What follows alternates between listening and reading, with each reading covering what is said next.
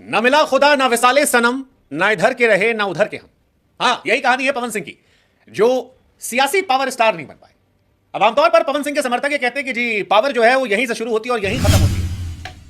दोस्तों, अभी जो आपने एक वीडियो देखा शुभांकर मिश्रा जी का, मुझे ऐसा लगता है शुभांकर मिश्रा जी पवन सिंह को फ़ोन किए थे और बोले थे पवन सिंह से इंटरव्यू के लिए।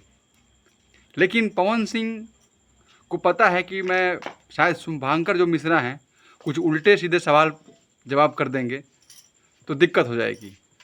इसीलिए पवन सिंह ने शुभांकर मिश्रा को इंटरव्यू नहीं दिया।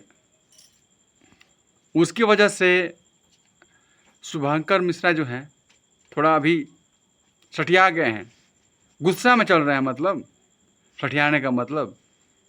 और पवन सिंह के बारे में थोड़ा इनका दुख है।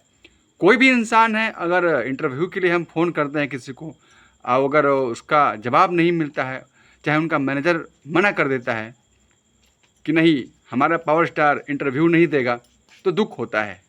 और जो आपने ये वीडियो देखा जो शुभांकर मिश्रा बोल रहे हैं, ये इनका दुख है, दर्द है। क्या करें, ये भी मजबूर हैं बेचारा, बोलना पड़ेगा ना।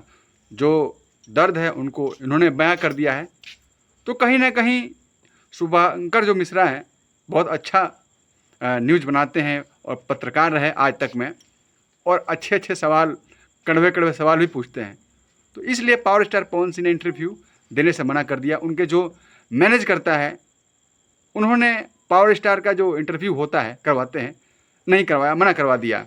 इसलिए थोड़ा दर्द में है, दुख में है, समझ सकता हूँ मैं, ये सबके साथ होता है।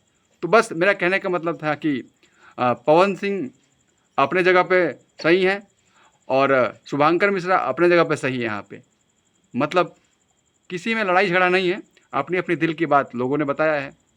तो धन्यवाद, नमस्कार। आप देख रहे थे नई बस्ती ब्लॉग, मैं आप सबका भाई अर्जुन। तो जय भोजपुरी, जय बिहार।